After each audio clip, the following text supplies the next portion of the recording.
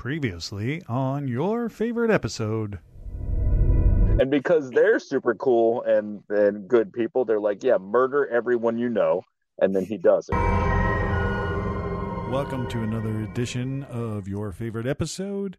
We are on our second half of Zach Bennett discussing Lost, the Lost finale. TV rots your brains. That's absurd. TV only softens the brain like a ripe banana. Television. Much of our future depends on the way we use this medium of communication.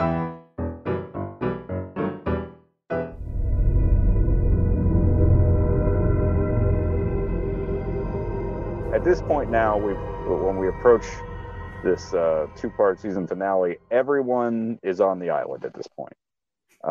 And everyone is fighting for, Charles Whitmore is fighting to take control of the island back from Benjamin Linus, who is fighting to take control of the island, or who has control of the island, but it's being questioned because John Locke is back, even though he's dead. No one knows why. Everybody's like, well, how is he still alive? And everyone assumes the island did it. The island brought him back.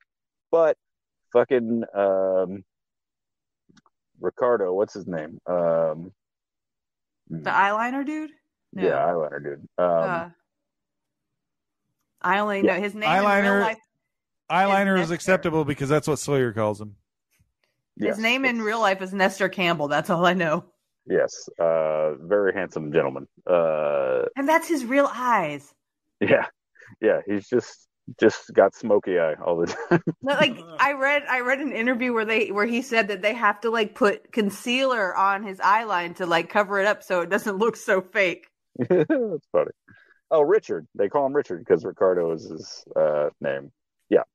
So he was blessed by Jacob to be his he's essentially like a priest in a way, like a familiar. Yeah, like he's able to speak on behalf of Jacob in a sense, and helps do some of his bidding on and off the island. So he says, I've seen this island do a lot of things, but I've never seen it bring someone back from the dead. And then John Locke's like, first time for everything. The smoke monster can take the form of any dead body on the island, and but not take control of their actual physical body, but can appear to people as that person. I gotcha. So he does it early on. The first example of it is Jack's father. Jack is in season 1. Jack's flying his father's dead body home because he goes on a bender and dies going on a bender in Australia. So, pin on that. In the very first scene of the show, Jack stands up in the middle of a bamboo forest, and there's a shoe hanging there. Yeah, right behind his shoulder. That is a pair of Jack's shoes that he slapped on his father because he didn't think his father was worth the effort to go buy new shoes to have in the casket. So he just got a pair of tennis shoes out of his duffel bag and slapped them on his dad for the coffin. Oh, damn. And they have a tumultuous relationship would be the quick way to put it. They're both top-notch spinal surgeons and alcoholics. So he's flying and the whole reason why his dad was back in Australia was to see his daughter, who is Claire, who's his half daughter because he used to fuck an Australian lady. When he would cheat on his wife, he had to go to a different continent, so he didn't feel so bad. Different time zone. Yeah, it just cancels out. It's upside down. It's like the toilet flushing goes the other way. It's upside down, so it's like he's not fucking her. Exactly. It's like, he's actually leaving her. Actively not fucking her. Yeah. Okay. So he's taking his father's dead body. And so early on, when Jack sees his dad's ghost or this hallucination of his father's ghost, it's actually the smoke monster is leading them to water. because he knows that he needs to utilize these people to help him get off the island. Anytime someone comes, the battle is for Jacob to try and get them to become the new keeper of the light, and for the Man in Black, it's to help get these people to get him off the island. And the only way for him to do that is for him to for there to not be a protector of the island. And the only way for that to happen is for anyone who is a protector and or candidate to be dead. He has to be the only one. No one can be left, candidate or otherwise. It has to be for some reason. Okay, so what if somebody's hiding on the island though, and he doesn't know about them? Even then, like that would be maddening. But that's the thing. It doesn't have to be someone on the island. They have to be a candidate selected. Oh, okay. Right. And that's why Jacob selected so many. Okay. Right. I got But the Man in Black can't kill those people. They have to die in other ways. He's not allowed to. That's the rules because of magic. I'm not a big believer in magic, but this place is different. It's special. So he convinces Benjamin Linus to kill Jacob, which he does out of anger and spite because he felt like he was never good enough because Benjamin Linus had been lying the entire time, pretending like he was speaking directly to Jacob. What about me? What about you? But he's just a sociopath. So he murders God-ish Jacob. God-ish. And now there is no official protector of the island, but because there are candidates, they are the next closest thing, and they still count as semi-protectors. So the Man in Black can't leave the island, so now he has to. Jacob's dead and out of his way, but the candidates are all back on the island now, which is Jack, Sawyer, Kate, Jin, Sun, Saeed, Hugo. Yeah, those are all the ones. And Claire, I think, maybe? I don't know. No, Claire's not. Okay, yeah. So just those 7. Charlie's dead. He was originally a candidate, but Charlie gave his life to save everyone when he had to. I did not like that part. Turn on a communications thing, not Penny's boat. And if you watch the show, you'll know why that's the saddest thing ever. And people, it's significant. It's significant enough that people get tattoos. That. Yeah. So.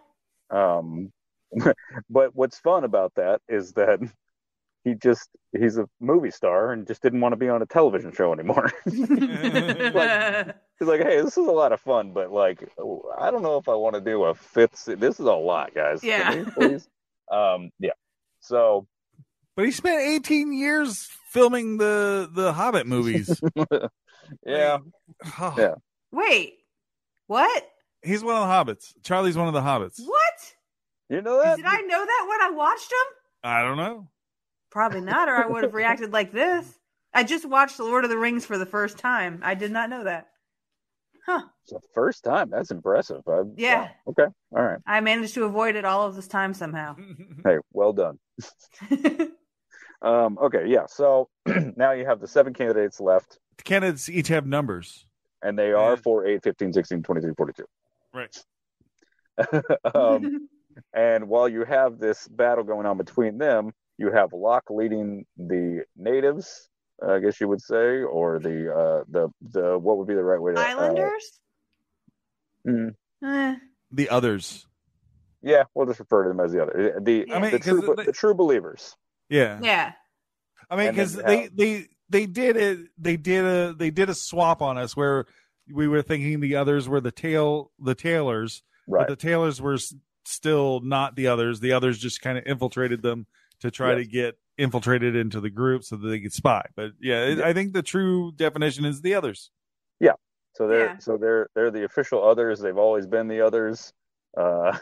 Every time someone comes to the island, there's always others. It was the World War II soldiers. It was the shipwrecked Greeks. It was the Dharma Initiative. There's always others, and they got to go. We got to kill them all. That's the theme. Anybody comes to Magic Island, you got to murder them. You can't help them off. You got to kill them all. You got all the magic in the world to bring people there. You got to murder everybody except for the candidate. Anyway, okay, so now you have John Locke leading the others and basically promising them a way off the island, and his way to do that is to manipulate them into getting what he wants. Then you have Charles Whitmore, who's appeared on the island with his mercenary squad, trying to take control of it back. And then you have Benjamin Linus, who is walking around with the secret demigod army that or squad that Jacob has. You find out that he's got real world contacts of these people who worship Jacob and have been waiting for the moment to execute his plan for him. So you have these different parties pulling in all these directions, and it all comes to a head, and the Charles Whitmore's people are now end up fighting with Charles Whitmore's people are fighting with the others who are also trying, and then and then Jacob's people are trying to help the candidates because they understand that that's the fight for that. So the candidates are slowly finding out through Jacob's ghost that they are the candidates, and Jacob's ghost is like, I'm trying to help you to run the island. And they all should have said, no, fuck this. Why doesn't your ghost self bring some more people here to try and figure it out? Why's it got to be the same ones over and over? I don't really know how to. Oh, Desmond gets back there somehow. That's cool. Like, I am massively impressed with your ability to keep track of all of this. And how long has it been since you've watched all of this? Because I watched the finale 2 weeks ago and my brain didn't remember it this well. So I watched it the first time in 2010, right after it had gone off air, and binged it. And then I watched it again in 2013 with roommates that were friends of mine. Then we all lived together. This is a different house, but same friends, but they were the friends that never finished it the first time. So the ones who had finished it weren't living with us anymore, and then we were just living together, so we finished it. And then I watched it again in 2015 with a girlfriend at the time, and then I watched it again in 2020 during the pandemic with my girlfriend at the time. Then yeah, that's still impressive. I couldn't tell you the plot of Search Party that well, and I finished it yesterday, and I've watched it like at least 20 times in the last year. I was like obsessed with Lost, though. I mean, anything that's come out about it, I'll always watch it. I listen to a podcast, episode by episode podcast of it with other people talking about it, just because I liked it that much. And it was a good quality. Listen to the is there commentary on the DVDs, like the behind the scenes commentary for each episode? Yeah, we watched all of that for Community. Yeah. Have you listened to the actor that plays Hugo Reyes and his girlfriend, who was a background player on the island of Lost, host a podcast basically about the back lot of Lost, everything that went on behind the scenes and stuff. No, I didn't know they had that. Yeah, it's Libby is the other. Yeah, the girlfriend. Yeah, I don't know the actress's name, but yeah, Libby, who plays a character that was in the tail section, who was also in the mental hospital with Hugo, who was in there because of. Oh my God, I forgot all about that too. Yeah. So at the end of the fight, I thought the whole time all this is going on, they're still doing Flash Sideways. Yes. The alternate reality type stuff. And that's crescendoing as the fight for the new protector of the island is crescendoing. and this buildup is becoming more and more intense. All the other characters do not matter, and that's my way of copying out of what happens to Charles Whitmore's. I mean, it's pretty much just the Man in Black's allowed to kill anybody who's not a candidate, and I'm pretty sure he just pretty much runs through Whitmore's guys, if I'm not mistaken. I think he just like fucks them up. Yeah, smoke monsters up and he tears ass through their camp, and they have for some reason like sonic vibration fields can keep out the smoke monster, so they set those up to keep them out, but somebody switches it off or something and he gets into camp and fucks shit up. And then but through this fight with all of them, for the people who work for Jacob or help Jacob, the little militia or whatever, they also end up dying and shit. Somehow the Najira Air flight, the pilot, this guy is like, nah, we can fix this plane. To clarify, so whenever the 6 people escaped the island and they were back home, they did the pendulum and they chose. So Charles Whitmore's wife or side piece or whatever had a replica pendulum, and through that she was able to determine that to get back on the island, because no one knows where the island is.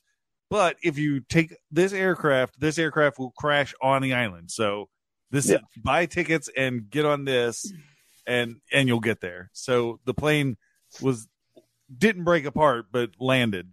Yes. So the plane was still intact enough to be repaired, and the pilot, who was the helicopter pilot, which is a different vehicle, he was an airline pilot who was originally supposed to be the original pilot of the Oceanic flight that crashed with everyone in the first season, and he was just out sick that day and just wound up not being there. So, but he was also like obsessed with the idea of what happened because he knew it wasn't legitimate, the story and everything. That guy volunteered to fly that flight so that, because he believed in this getting these people back there, and like he was sold on the idea. So the pilot was played by Lawnmower Man Jeff Fahey. Correct. Yeah. Great actor. Fun to watch. Yes. Electric eyeballs. Yes. He's got a wild beard in it. He looks like he looks like he'd be the captain of a Margaritaville cruise. So he is repairing the plane with some of the other people. I think some of the I could be wrong, but I think some of the people from the crew of from the people who were also the protectors of the island, because they're a part of the cult or whatever, the militia for Jacob. I think some of them wind up on the plane at the end. I could be wrong, but so they are all working on repairing the plane, getting it fixed up. They're trying to get Claire to get her shit together because she's lost her fucking mind. She thinks that. So when they get off the island, they have to leave Claire because she ends up not being able to escape. Claire gets convinced by the Man in Black that she's been abandoned and left behind, but it was actually just like there just wasn't enough time. It was like do or die, and she wasn't abandoned. She just couldn't make it. And she kind of goes nuts and thinks that Kate stole her baby, or that someone like that. She thinks her baby's been stolen, so she'll do whatever evil shit to try and get her baby back. But as a replacement, she's taking care of some weird fucking rabbit thing, and it's genuinely haunting. It's terrifying. It's terrifying. So there's a whole thing about trying to convince her that, like, your son Aaron, he's back with us. You have to come with us. And they finally convince her at the last minute to not kill everybody and just get on, because the Man in Black's like, kill everybody for me and I'll get your son back. Like, he's literally just doing the devil thing of like, if you do what I want, I'll give you the thing that you couldn't possibly get or whatever. So they get the plane repaired at the same time that oh man, there's a for some reason there's a bomb. There's a bomb. There's a bomb, and it gets brought onto the submarine that they're trying to escape on, and it's Sawyer, Saeed, Jin, and Sun, and the smartest thing that the Man in Black can do, which is take out all these people at the same time. So the bomb goes off in the submarine. Jin and Sun. Sun gets pinned, and Jin refuses to leave her, and they drown together in a submarine because why not leave your kid to be raised by their grandparents? But I get it, whatever. And then I think Saeed's the one who grabs the bomb and runs with it so that it doesn't blow up in the same compartment as them, so that they can actually escape from there. Sawyer actually escapes, and he's the only one that actually survives the explosion. Mm-hmm. So he gets off. So now you've knocked out 3 candidates in one sitting there.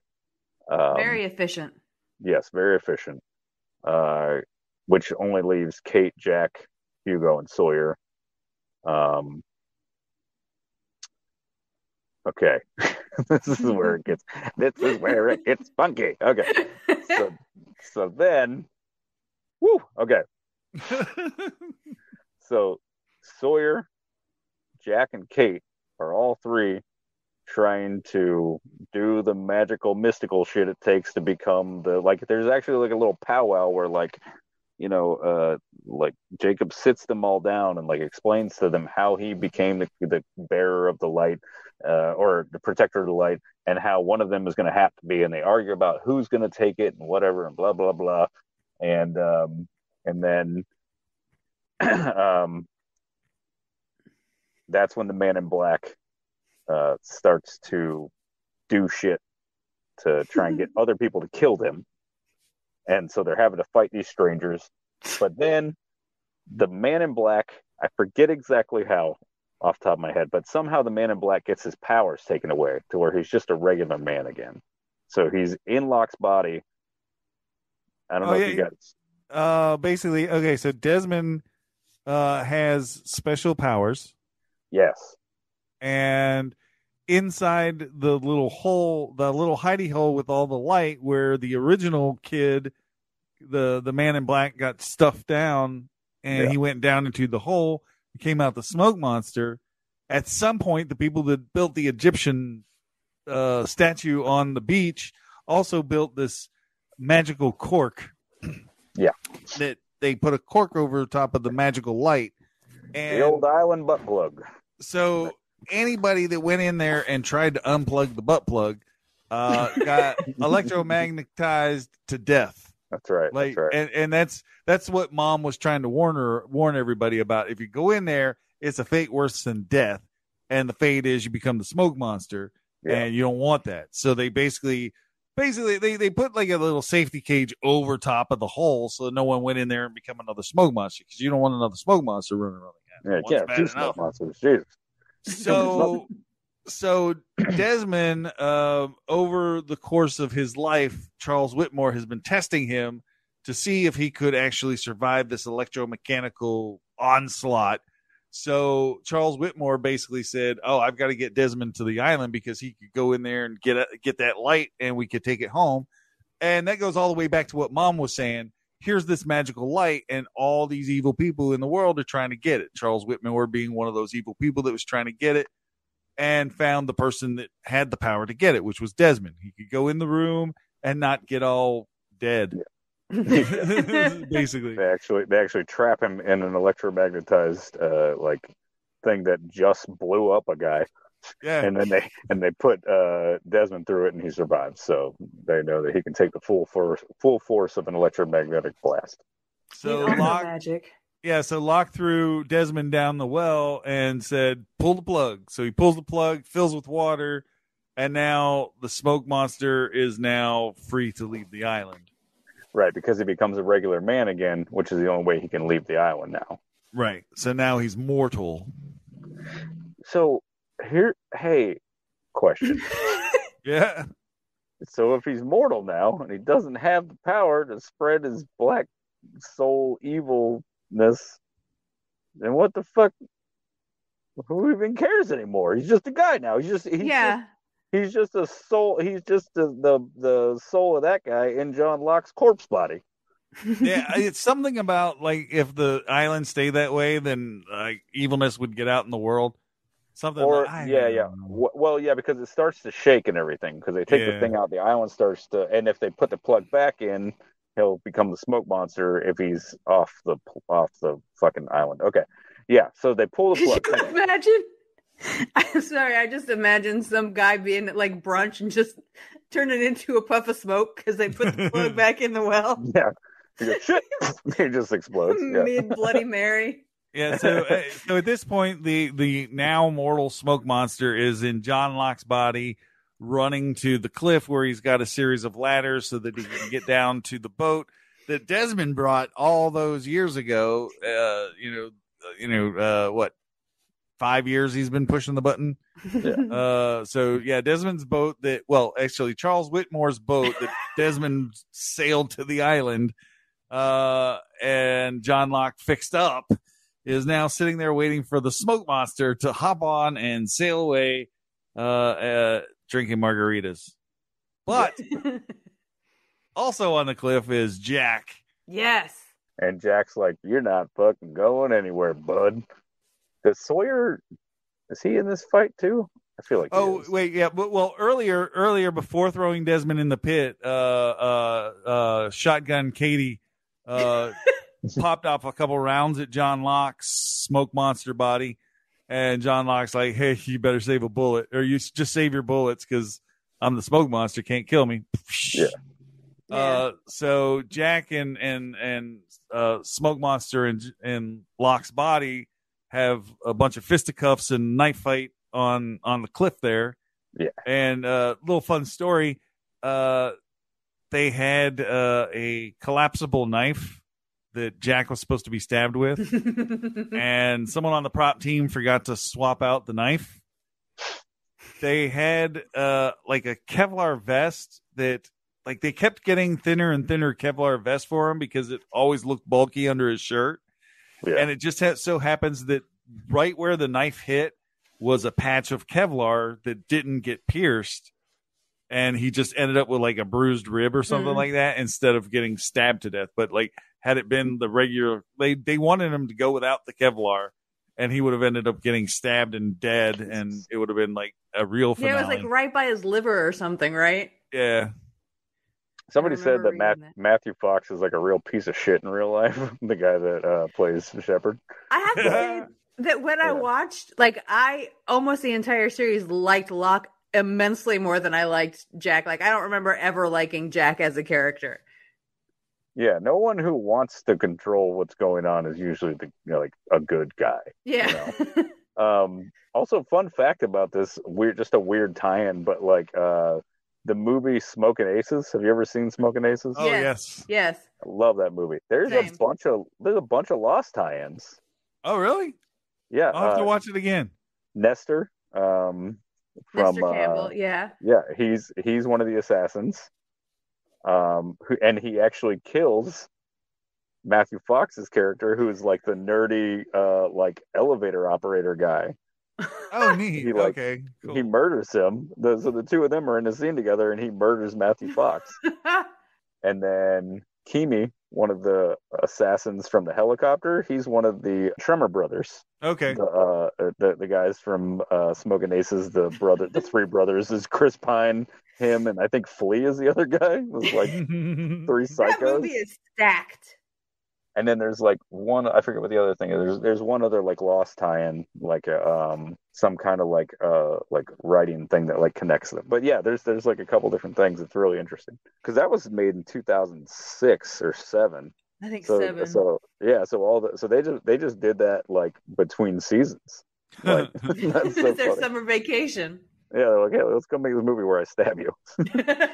So Jack's fighting on the cliff. Sawyer is also fighting on the cliff, I think. At that Sawyer, point. Sawyer and Kate are chasing after him and coming down the cliff, and then Locke's, the smoke monster in Locke's body stands up, and Kate's like, "Hey, guess what? I saved a bullet for you," and she shoots him, and then Jack kicks him 300 style, and he falls off the cliff and lands below, dead. Yeah, as he should. And so Jack's stabbed, and it's already been determined that Jack was going to be the keeper of the light. Yes. But because he knows he's dying, he has to pass it on. And they say, "No, Kate, you need to go with," because Kate volunteers, but they say, "No, you need to go with Claire to like help her raise the kid and raise son's kid too." I think I forget what happens with that. All the island babies in one place, please. Yeah, that'd be funny if she shows up at the grandparents' house in Korea. She's in South Korea, like, "Give me that baby." By island law, that baby is mine now. So they're like, you need to go and make sure that Claire's okay because she's still frazzled. And, you don't want to have her taking care of another weird bunny thing. So Kate makes a run for it, barely makes it at the last second, gets on the plane. Sawyer. Sawyer gets on the plane too. Yeah, I have Sawyer that he escaped the island. Yeah, because Sawyer and Kate basically dive off the cliff because there's not enough time to climb down all the ladders. That's right. So they have to both do the leap of faith kind of thing, symbology and all that stuff, and then they swim a mile and a half to the boat, and then they take the boat to the airplane. It's like a lot of travel, a lot of like you figure you're on an island. It should be simple, just get a little 4x4, little quad, a little little motorbike maybe. I don't know, but go buy it at the ATV store. It's easy. I mean, but here they are diving out. You climb down a ladder, up out of the well, down the ladder, over the cliff, and swim, boat, train. It should be noted that before the island is moved by Benjamin Linus in the 3rd or 4th season, whatever that is, that there is a second island that is just right next to it by happenstance, where the Dharma Initiative had some of their stuff set up.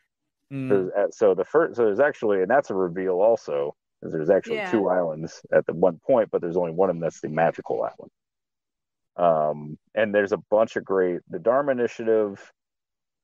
There's all the Dharma Initiative, Jacob's little cult militia thing, the Charles Whitmore crew. All these offshoots have so many cool Mac from It's Always Sunny is one of the guards in the in the Others in season 2 or something, or 3.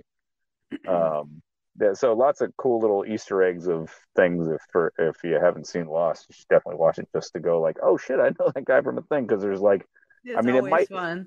It might be the biggest cast of anything ever. With the exception, it took us an hour to get through the main characters. Yeah. But I think that is one of the things that I have come to appreciate about the internet is that offhanded it used to be, this person said this on late night TV, and if it got around to your publicist and your publicist passed it along to this person, it might end up being something that came out to be fruition. But here it is, 2 guys on Twitter back into the early days of Twitter or MySpace or whatever the fuck it was back then. And it's hey, I really like Lost, and the people from Lost going, man, I really like Always Sunny in Philadelphia. Yeah. And it's hey, we're now in contact. You want to work together? A little bit of paperwork. Come on in. Let's do this. Yeah. And so having the internet being able to do that nowadays, I've always appreciated that whenever it's used for good. Mm-hmm. Yeah. Oh, and if anybody's listening being oh, you forgot about are you out of your fucking mind? You have any idea? We're an hour 35 in or something, and we've barely been able to cover what we have. So, what about Benjamin Linus stealing the girl from stealing the baby from the French lady? Okay, yes, great storyline stuff, integral to the whole story. But listen, we can't talk about Nadia. We can't talk about Michelle. Okay, there's too much. We've covered enough. We've covered enough. Watch the show. As a matter of fact, instead of complaining about it somewhere, go watch the show again. It'll take up all your time. You won't be able to. And a lot of your brain space. Yes. I am also impressed that I'm able to do this. I'm rarely impressed with myself. I have a hard time with it, but in this case, I will take it because you should. Because you're like, hey, it's always a problem if people aren't kind of like refreshed on the thing that we're going to talk about. Yeah. And to put it in perspective, there's if you go to YouTube, explaining the Lost finale, like it's you take out all the commercials. We're looking at about an hour 35, so about a 90-minute film, basically. Yeah. People have dissected 5.5 hour YouTube videos on the intricacies and details of the finale. One episode, two episodes of television, 5.5 hours of someone just tearing it apart and talking about it. So, right. Give Zach credit where credit is due. I think you're doing fabulous, man. Oh yeah, he's killing it. Thank you, because I didn't watch it. When you guys are like, make sure you literally anything else, I would be like, I need to freshen up on. There's two films that I wouldn't ever have to freshen up on. There's no TV shows. It's the only TV show I know that well. What are the films though? What are the films? Fight Club and American Beauty. I saw them back to back when I was like 14, and it just like life-changing stuff for a 14-year-old. 14 is like the life-changing movie age. Exactly. So I watched those back to back, and then I watched them. I mean, I used to take bets on like if I could say Fight Club lines verbatim, which I've lost many since, so I stopped doing it. But at one point in my early 20s, I could still do it. But yeah, I genuinely love this show for all its ridiculousness as well as all its wonderfulness. And yeah. So the Flash Sideways world we haven't really talked about much, so we should kind of cover that before we do the end cap, I guess. So in the Flash Sideways world, we've got all the main characters being altered versions of themselves, and their lives aren't really making sense, and they're starting to like feel that. And as it's happening throughout everything we've been describing for this fight with Whitmore and Locke and all the people on the island, during this with all the Flash Sideways, they're experiencing these moments where things don't make sense, sort of like your life out of balance kind of thing. and to the credit of the actors and writers and directors, those scenes kind of were played to give you that sense of it's off. Like everyone involved in the scene feels that it's off. The person directing it knows it's off. The person acting it is acting it just a little off, and the person watching it's off. Everything is just not right. Right. And there's like moments where like Jack finds scars on himself that weren't there, and he's like he doesn't understand why he would have these scars that he got from the island in this life where he's never been on the island. So and there's even like a moment where you can see like he's almost confused that he has to pick his son up, because in real life, like he's what's her name, Julie Bowen, I think, is the ex-wife. She got cast in that role on the same exact time as Modern Family started. Oh wow! And she's the mom on Modern Family. So she had done those shots, I think before, I could be wrong, but I think it was before Principal for Modern Family. Oh, wow. So anytime that they had to shoot stuff with her, they always kind of had to work it around that schedule, which is like an interesting little Hollywood thing. But there's like these moments where he's having to, and of course they're not going to contract wise figure out all these years later, how to bring her out of these contracts and back into the lost contract. So I think there's, I could be wrong. I don't think there's any moment in that last season where she's ever visible or anything. But you hear Jack like on the phone with her, and they're like arguing about custody and like arguing about times to spend with the son and all that stuff. But you do get the sense that that even Jack kind of feels like this isn't supposed to be my life, even though I love my son that's here. Yeah. So Desmond, as is with all these other experiences on the island, Desmond is sort of this glue where he's had this awakening and realizes that this life is not correct. Something's wrong, and he's Charlie's driver to get him to some concert where because some of them are still in their similar state. Like Charlie's still like a rock star, drug addict kind of guy. Yes, definitely drug addict. So he's trying to explain to Charlie that something's not right, and you need to he's like, can't you feel it, brother? He's like trying to wake him up to this reality's not what you think it is thing.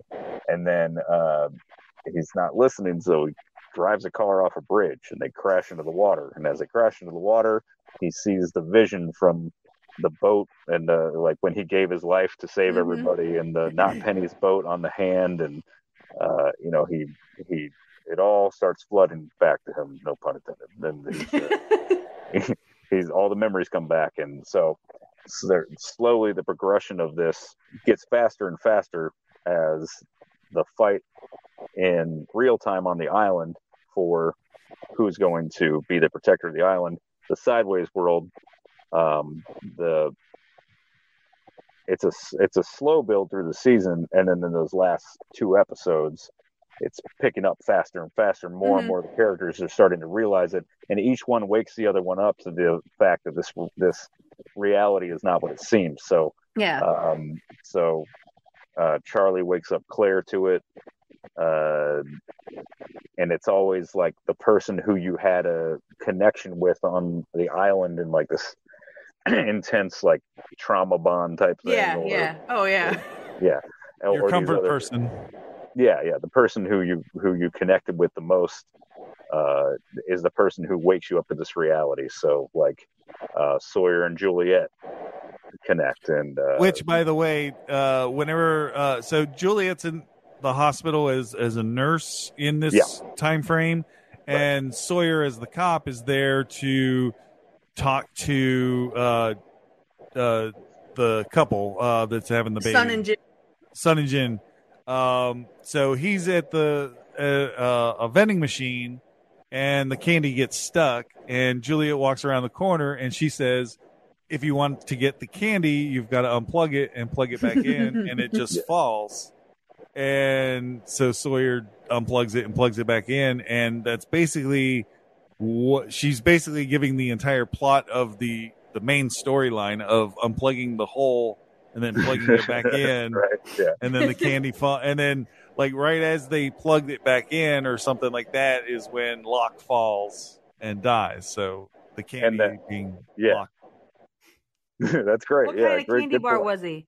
Yeah, and the candy bar is the Apollo candy bars that were dropped from the Dharma Initiative parachutes, because the Dharma Initiative has a warehouse full of people that work and have just been paid automatically through a payment processor, and they're working for a company that no longer exists, for an organization that's been murdered on an island, and they have no idea.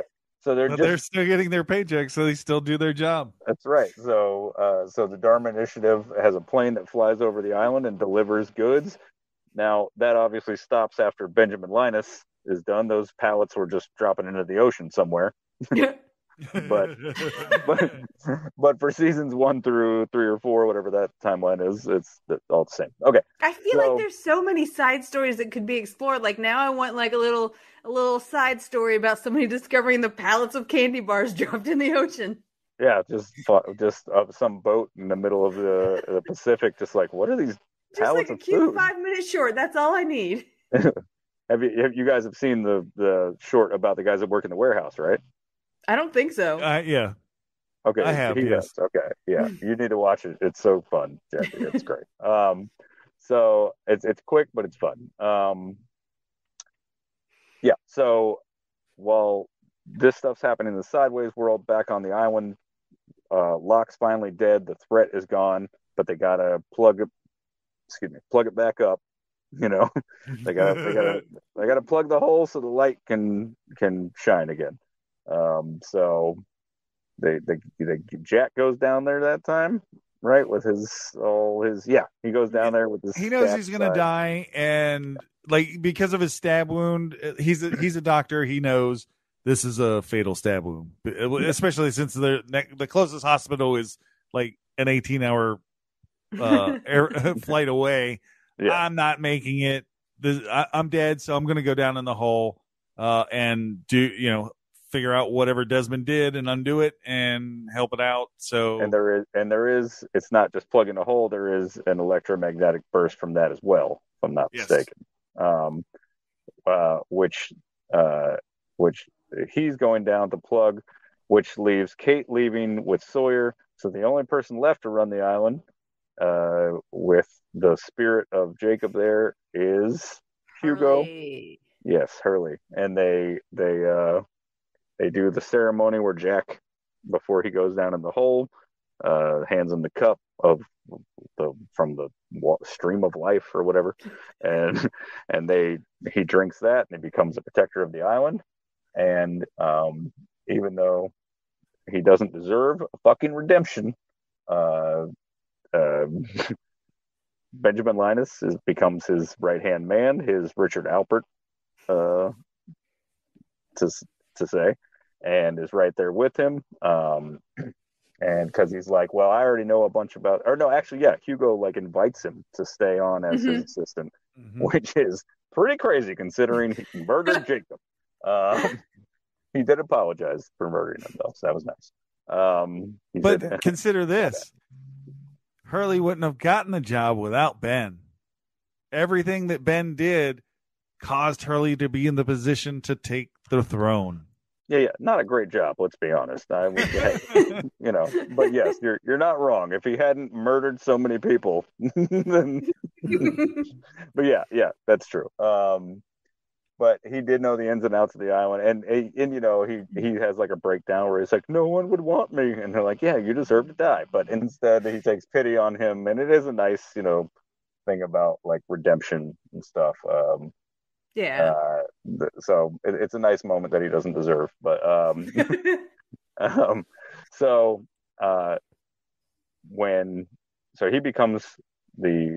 Hugo becomes the protector of the light and of the island. Mm-hmm. Linus is his assistant. Jack goes down, plugs the hole. The light explodes as the plane's taking off. And then Jack winds up in the bamboo, just like in the first frame where he started. Yep. In the very beginning of the show. So the show almost ends with him in that same spot where he's laying. And over his shoulder is the same shoe from the beginning that was he used on his father. So they wanted you to know specifically that he's in the exact same spot. Yeah. They're like, don't get it twisted. This isn't different bamboo. It's not another Tom's shoe. This is the same shoe. Look at that knot. And as all that's happening in the sideways world, everyone is going to this concert where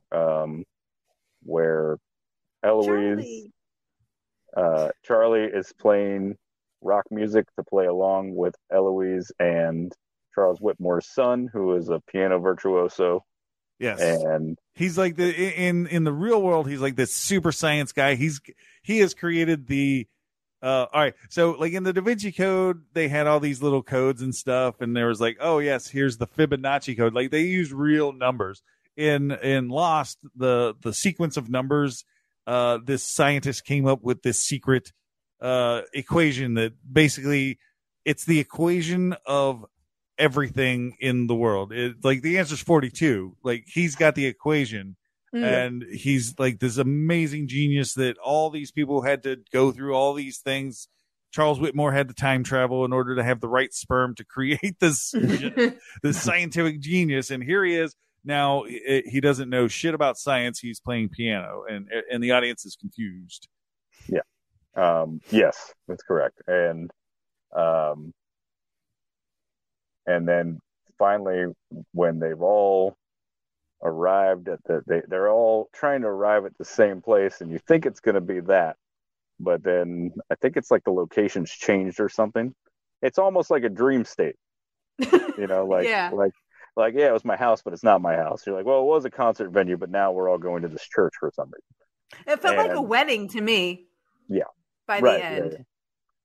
And then just as a side note, in order to basically hide what the ending was and kind of keep everything under wraps, they actually had stand-ins for Jin and Sun dressed in a wedding gown and a tuxedo, and they had a bunch of extras hired to stand around to make it look like a wedding. That's great. Yeah, that's awesome. So at this point now, almost everyone has woken each other up to this reality, that this reality is not what it seems. And each time all the flashbacks come to them of everything that they experienced on the island. And that's when you come to learn, once they come into the church and they all see each other, and it's everyone by this point has kind of figured out what this reality is, which is because now they're all seeing each other, and now that they're all woken up to this reality and they have all these memories back from their time on the island, now they're not these sideways world characters anymore. They're themselves again, and they're all going in this church. There's a really sweet moment where Hugo is with Linus outside, and he's like, "Come on, man, everybody's inside." And he goes, "Nah, I think I'll wait out here for a bit." And because once you find out, I'm getting like goosebumps talking about it. I love this so much. I understand part of why there was such an issue with it, because if you binge this show in succession, it all makes so much sense. If you spend 7 years watching a show once a week, then it doesn't hit you the same way. Well, I think also watching it spaced out like once a week, like that gives you more time to come up with like theories in between from week to week, like, and then you're going to get let down because your theories didn't come to fruition. Right. And when you binge it, you don't have that time to come up with those theories. Yeah, or by the time you have, it's already been crushed by whatever exactly. Yeah, so that's where a lot of, I think, the problems come in, because everybody I talk to that has binged it and watched it, I've never talked to anyone who was like, "Oh, I hate the ending." Like I mean, not never. I mean, it happens, but for the most part, people that binge it kind of go like, "Oh, that was really cool," like, or "Oh, that's like interesting" or something. Like the people who had an expectation of it, and then there's also the misinterpretation. So we should say what it is before we go into that.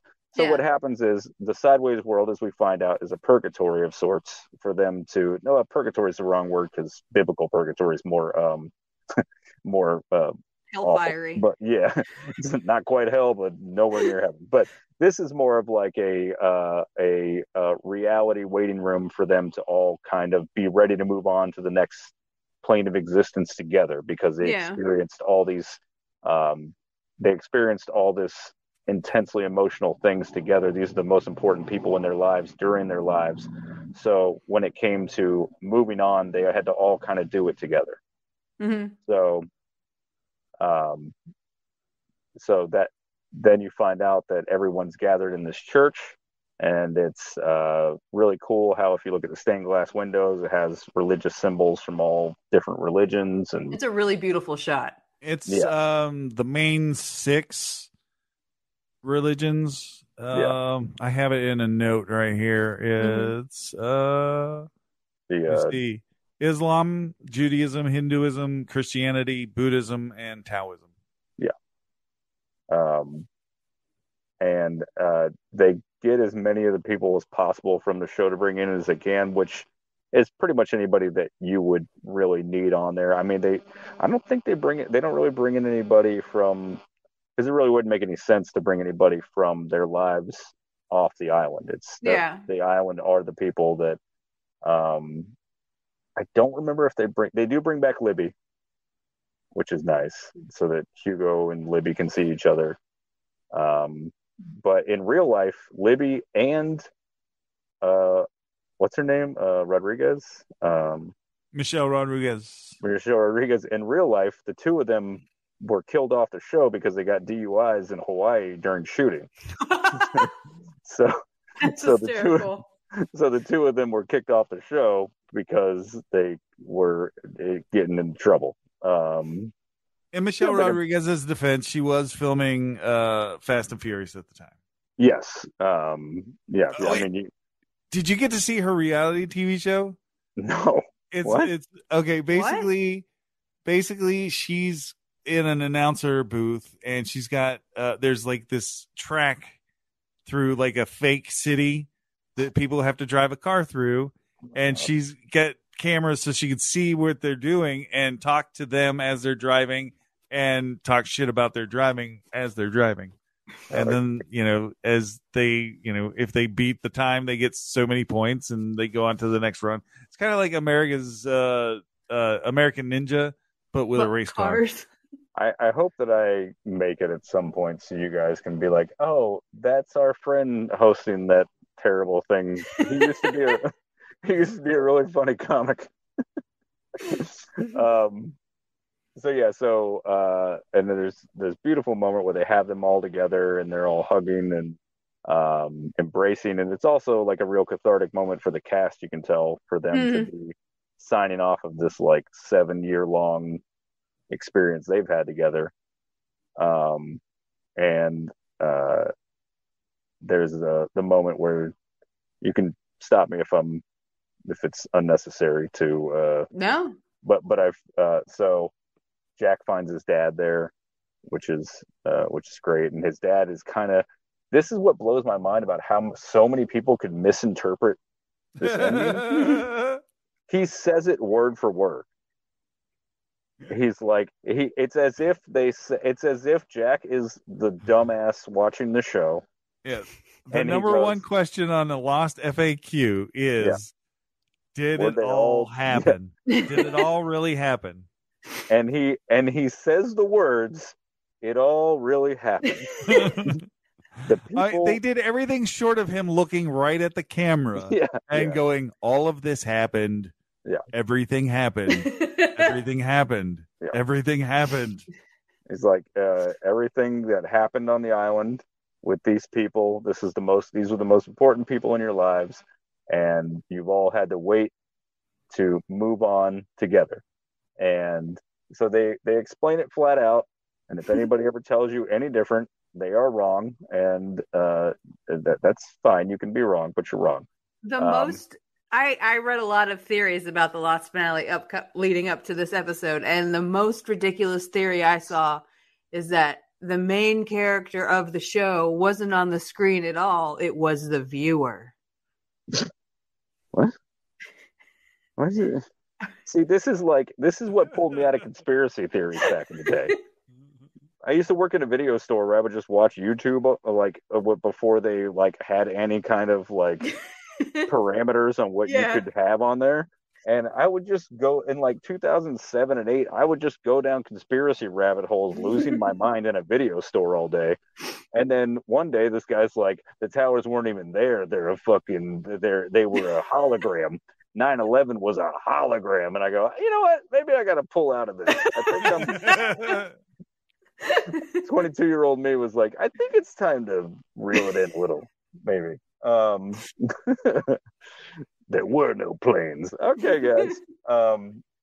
So again, they say exactly what the fuck is happening in the show. Are you real? I sure hope so. Yeah, I'm real. You're real. Everything that's ever happened to you is real. There's no metaphysical thing to pick apart. It's they are. It was a large casserole that you're supposed to digest over time, and people were looking for something that you could just like, Garfield lasagna it and get it. And it's like there's a lot there. I mean, they didn't complete the circle on everything. They didn't tie up every loose end. They didn't, complete every story circle there was. Yeah. They didn't answer every question box that they opened. They didn't, they used a lot of mystery boxes, and sometimes they didn't, whether it's a writer's strike or, actors changing or whatever it was, or the producers telling them what they could and couldn't do, or, they wanted to end in a volcano. They couldn't do that. So they had to come up with another answer. Right. Whatever it was. Yeah, it's not a complete and perfect thing, but it is something that changed television forever. And there's no disputing the ending. No. Again, I know we've said it enough, but nothing has bothered me more about anything that's ever been on television than someone arguing that. Sorry. Okay. And they had to include that line because the internet was very active. Talking about Lost, and people persisted in saying, "Oh, this it's purgatory." It was like for season 1, it was like, "Oh, it's just purgatory," and it's like, "No, this isn't that. We're gonna, this is different." Yeah. So whatever. There is a purgatory thing that will happen, but they didn't even know that yet. One of the other things that I read when I was doing my research is that trying to talk about this show or trying to unravel the show was like unscrambling an egg, and I kind of think I agree with that. Yeah, that's a good way to put that, yeah. It's just, I mean, you're going to get something good out of it, but it's not going to unscramble it. And then the beautiful thing at the end of the show, I could be wrong, but I think they matched this up, which the final shots are everyone in the church facing the door, and Jack's dad is like the spirit guide who opens the door, and this like eternal light shines through. Mm-hmm. That's like, hey, here's this next thing you're going to move on to.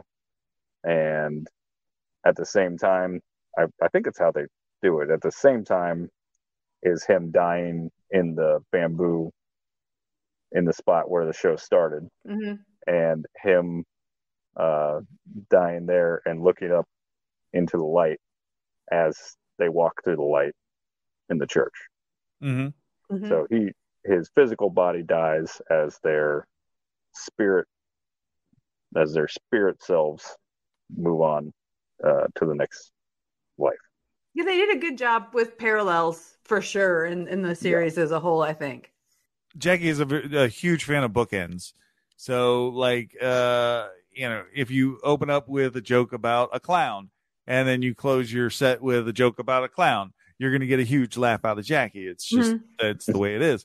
And I saw a video on YouTube that basically took the ending and reversed it, and then basically side by sided, took the opening scene and the closing scene side by side, and they are exact. They like the timing and everything, the shoe, the placement, the way he flops down is the same pain, like, because he's got a stab gut in his wound, so he's like easing himself down onto the ground, is in the reverse of him trying to raise himself up off the ground after a plane crash. And then his eye closing is matching his eye opening at the very beginning as well. So they did an excellent job on that parallel as well. Yeah, it's great. It's beautiful. It's simplistic while being intricate. I really like it. It's not some kind of like, there's no like message that someone's trying to get across other than like, like, hey, at the end of all of this, like, it all meant something, and it also was silly how much didn't mean anything.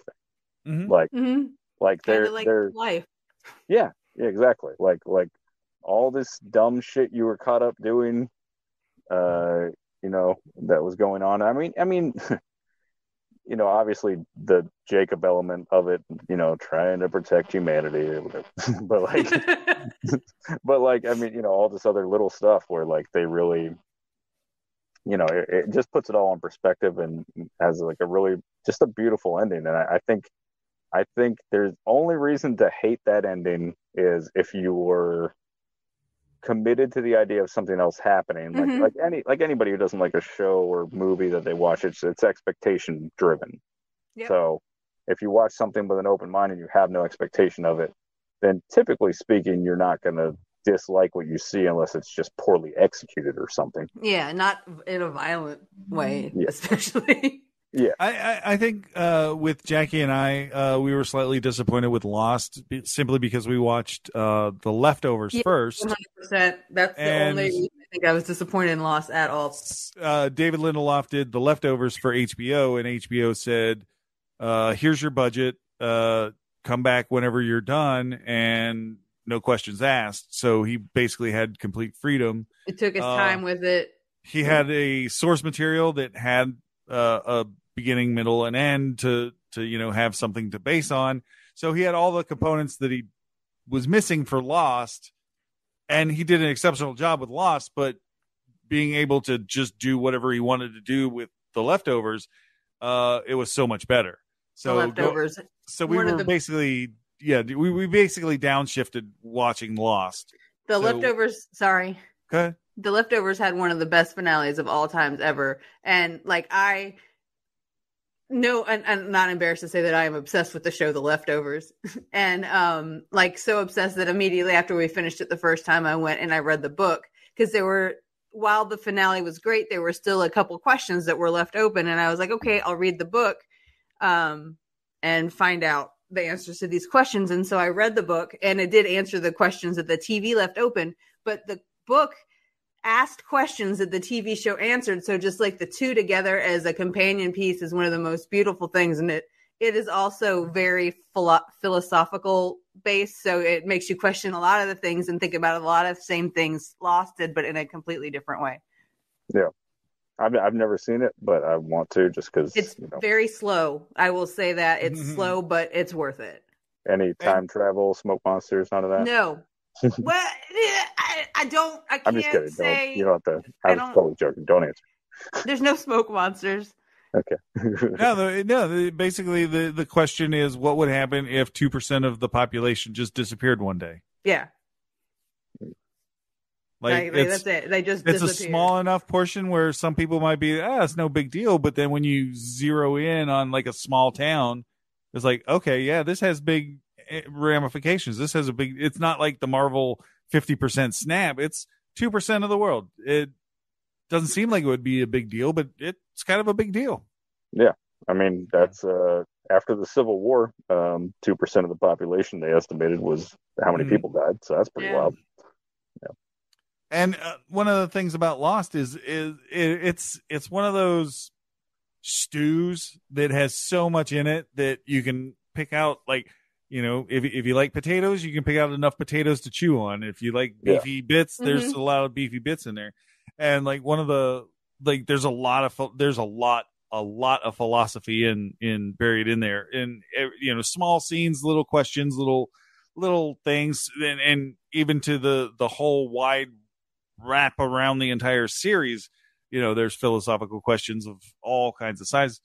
And the one that, like, basically keeps nailing me in the forehead is the whole question about mother.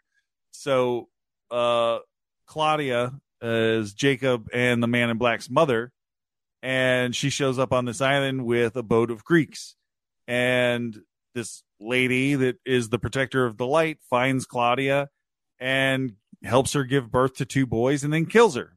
And then everything she tells the boys from that point forward is a lie. And then that lie is carried on to the next generation, So from the very beginning, it was everything is a lie. And it was like, that's a pretty big, we put a lot of trust in our history books and the people that come before us to say, who's to say that some fiction writer didn't make all this up and bury it? Like 10,000 years, someone's going to uncover, a digital box of the Marvel things, and they're going to be like, oh yeah, look, this is their mythology. This is their religion that they believed in. And like aliens are going to be like, those idiots. Yeah. I'm like, those dummies. They really thought that. Yeah, that's funny. What was she lying about besides the fact that she was their mom? Well, basically that all people are evil and stuff like that. Like she shaped their entire belief system, worldview, and the fact that I'm not, to some people, I'm not your mother is kind of a huge break in psychology. That depending on when and how someone tells you that they're not your mother, and if she would have ever revealed like, yeah, I murdered your mom on the beach, that's kind of basically that's the bedrock of your existence is who your mother is. Yeah. Well, yeah, that's what's funny about, when you look at the whole thing with like Jacob and Man in Black, like you look at that and there's really no reason why Jacob is the good guy other than like she tells him that he has to protect the light, but like she teaches him the same. And I don't know. I mean, she's kind of not wrong. Like, I mean, a little bit. Like what she says about how like men are selfish, greedy. Like all these things aren't inaccurate in the sense of at its most primitive form or whatever, which is kind of what she's basing that on in that moment. Okay. I mean, I'm not saying she should be murdering villages full of people. Seemed like a bit of an overstep. But yeah, it's funny that she teaches them both the same thing, but then passes on to Jacob this protecting the light thing, and then Jacob kind of has his own thing where he's trying to be more benevolent than she was, and like better about it. He's like, well, if I'm protecting the light, then I'm also like what else does that mean? Like, it doesn't just mean that I'm protecting the light of the world. It means I'm protecting the people of that world. So even though he had these like sociopathic tendencies, to some extent, you almost have to when you have that much power. You can't. Everything can't be looked at as an individual basis, unfortunately, because then, you'll be making decisions for singular people instead of the whole, and more of the philosophy that we talk about. Yeah, definitely. I mean, because there is a small adjustment in her approach. She could say all men are evil and they're going to try to steal the light, or hey, men don't know how to use the light properly. They need guidance. If you guide them right in the way of the light, then that's just a different, softer way to build a better God, I guess, would have been the way I would have. Yeah, and maybe maybe not killing your son's friends while they're trying to dig a well. Like arguably he wouldn't be. He could have just been the more negative one. You know what I mean? Like, but again, it's going back to. I think the other thing that there are some people who haven't been able to reconcile their personal issues with religion. I know, like, I have a friend who he loves Lost, but he hates the ending because of the religious explanation of everything.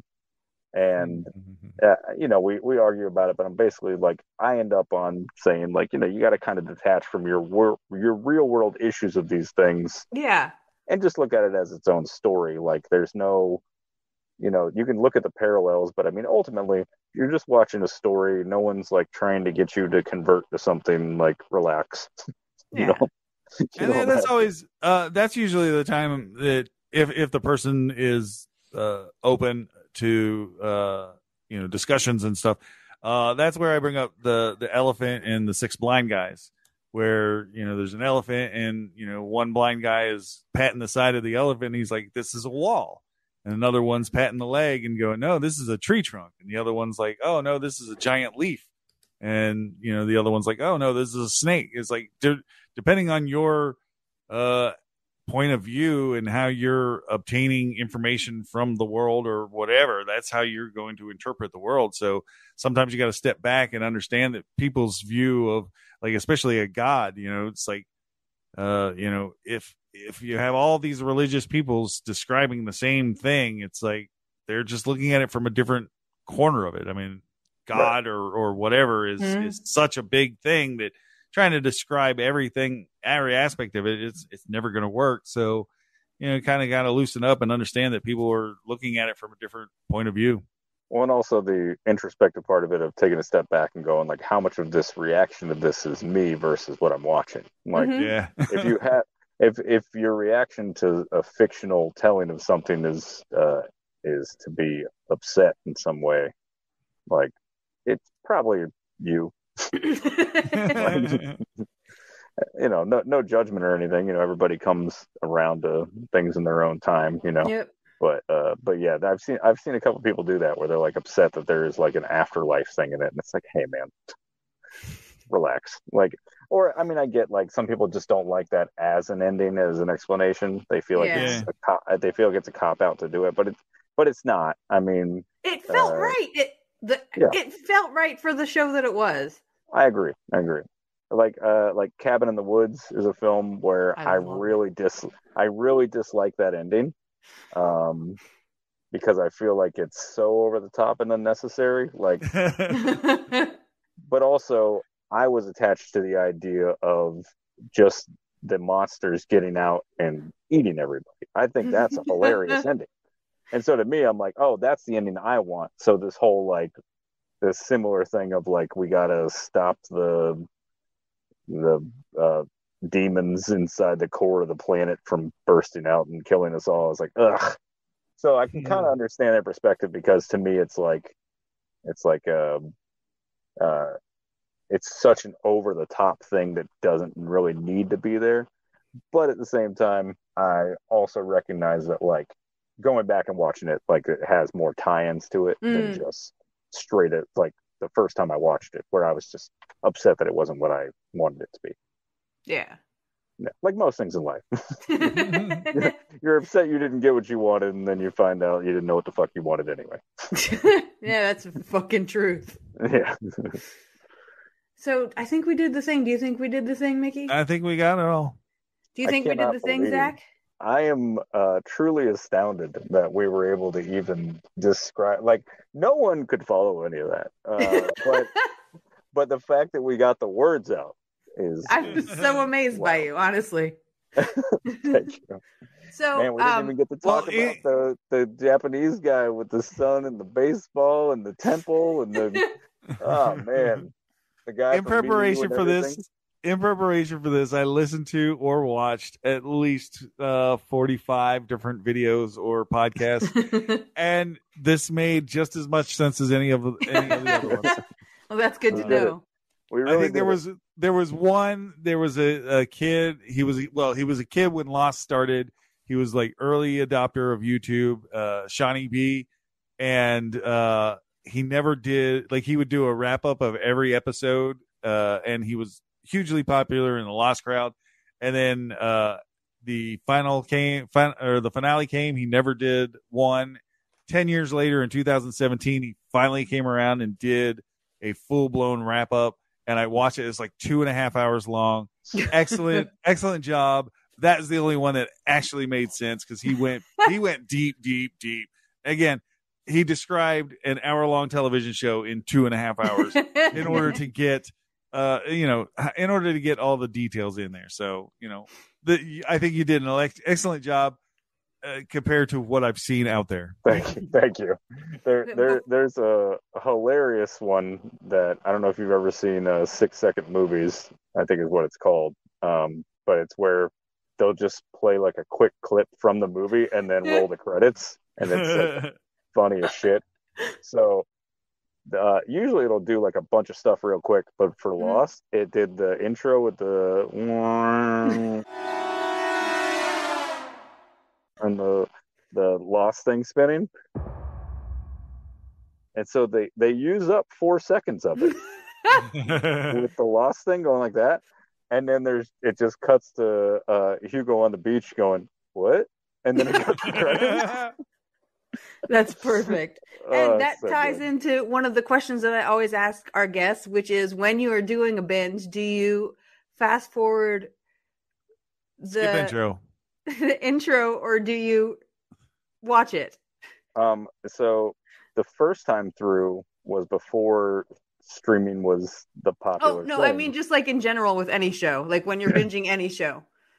Yeah, well, I was gonna say watching on the DVDs was I can't remember if you could do the thing Skip like intro? built into the menu. Yeah, so I think we watched a lot of, or at least like tried to fast forward a lot of those. But yeah, it depends on how long it is. Like really long intros, I'll skip them.